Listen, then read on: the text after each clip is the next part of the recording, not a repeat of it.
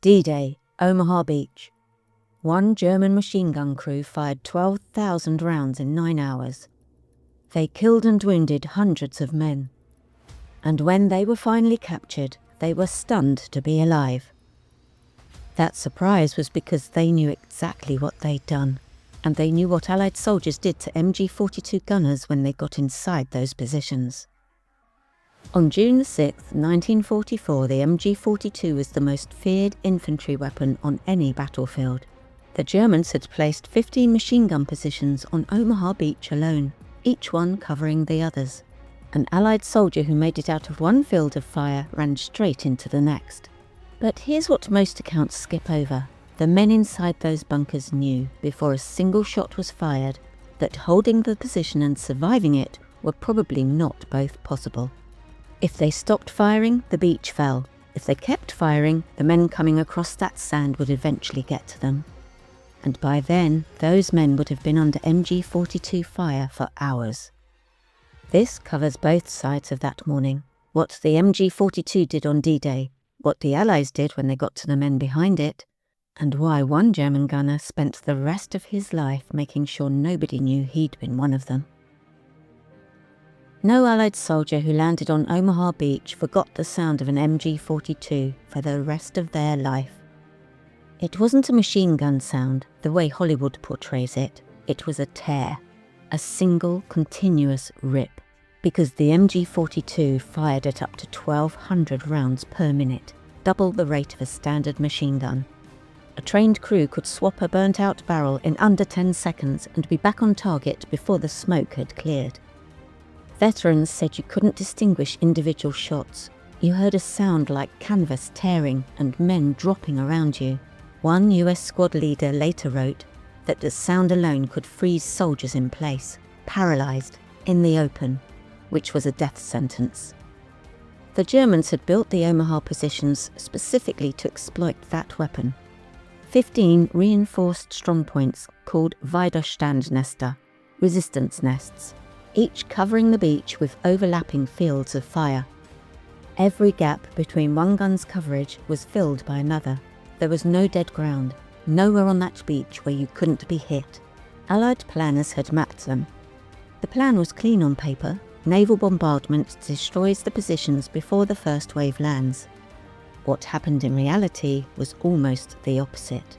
Reinforced concrete resisted direct artillery hits. The naval shells overshot and landed inland. The air bombardment was delayed by cloud cover and dropped its bombs even further back, the crews afraid of hitting the landing troops below. When the ramps went down on the first wave of Higgins boats, the German gun positions on Omaha Beach were intact, all of them, and the gunners inside had been watching the fleet gather for hours. Strongpoint WN62 sat above Easy Red Sector on the bluffs overlooking Omaha Beach. 20-year-old Hinrich Zoe woke to the invasion alarm in darkness, took his position at the MG42 and looked out over the water. He described the sight as unreal. Hundreds of ships, thousands of men, all heading straight at him. When the first landing craft came into range, he opened fire. For 9 hours, Zoe fed belt after belt through the gun. His assistant gunner was killed early in the battle, leaving him to work it alone, loading, firing, swapping barrels. Nearly 12,000 rounds. He said it felt impossible. No matter how many he shot, more kept coming. Imagine how it felt inside the bunker. You're in reinforced concrete, looking out through a narrow firing port at a target-rich environment. Every military instinct you have tells you to keep the gun running. Your comrades are being killed beside you. You can hear the shells working their way closer as Allied fire tries to find your position. And somewhere underneath the weight of all that is the knowledge that has followed every German gunner on every position along that coast since the day they were posted there. These men are going to get to us eventually. And what we are doing to them right now is going to determine how they feel when they do. The tactics used that morning made it worse. Some MG42 crews use a system called mowing the grass, aiming low, hitting legs, wounding men rather than killing them clean. A wounded soldier draws others out of cover. Medics, friends, more targets. Some crews fired tracer rounds deliberately high, making it look like the shooting was off, while a second hidden gun fired at the killing height. Simple tricks. They worked. One company at Dog Green sector took 90% casualties in the first few minutes. 90%.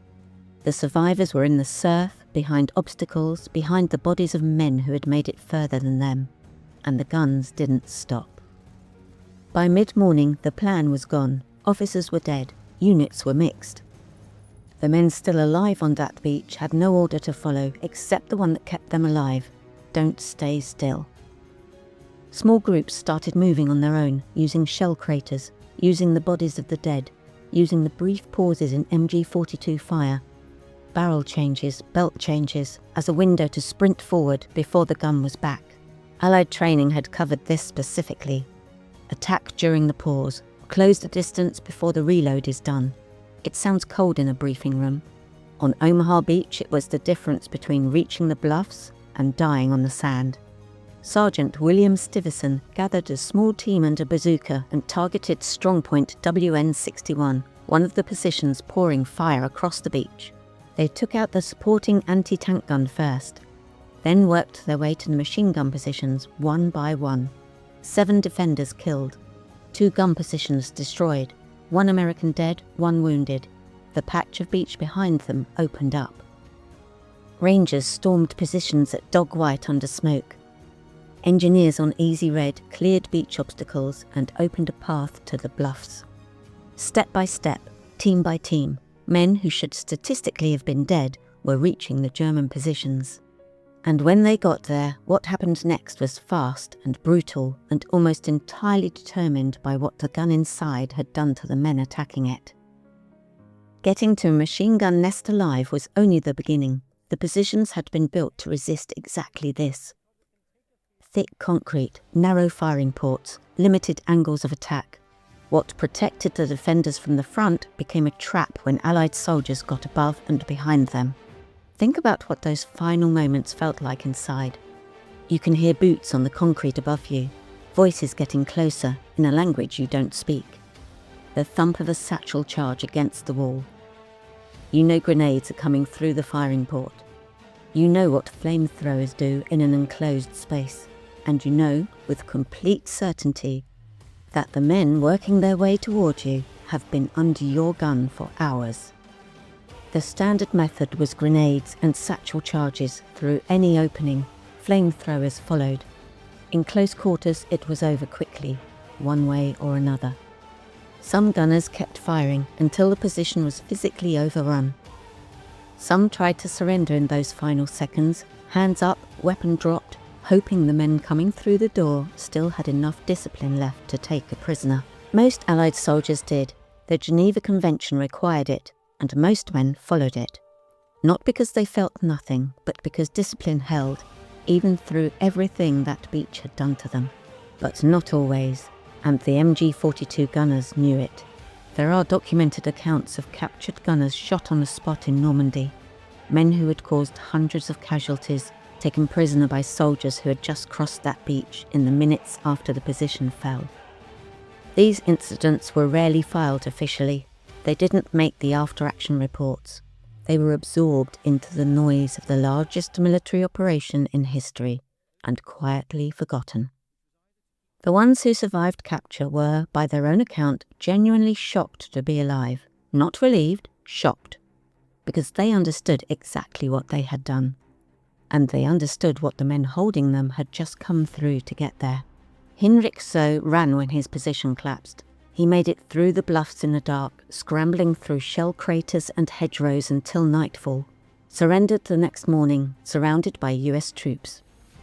He was careful not to mention he'd been one of the machine gunners. That calculation, stay quiet, don't volunteer what you were doing for the last 9 hours, tells you everything about what So understood his odds to be. He had fired 12,000 rounds into men crossing an open beach. He knew what the men holding him had just come through. And he made the decision that his best chance of surviving the next 10 minutes was to be, as far as anyone could tell, just another German soldier who'd been in the wrong place. It worked. He lived. He went home. And for decades he said almost nothing about it at all. Hinrich Zoe came home after the war, went back to a normal life, or tried to. For decades he said almost nothing about Omaha Beach, but the weight never left him. Years later he tracked down families of men who had died at WN62.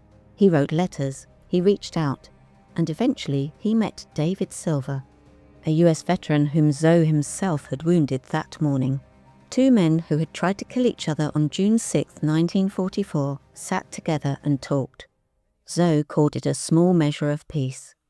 That's rare. Most of them lived with it quietly and alone. The comments under videos about D-Day tell you more than most histories do. One man wrote that his grandfather had run up Omaha Beach in the first wave. His company commander was shot the moment the ramp dropped.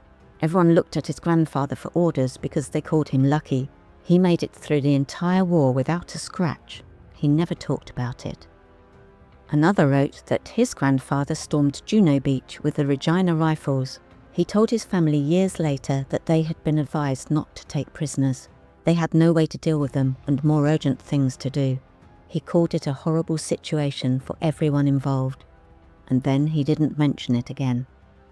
The 8th Air Force, which lost more men than the entire Marine Corps, has books and documentaries.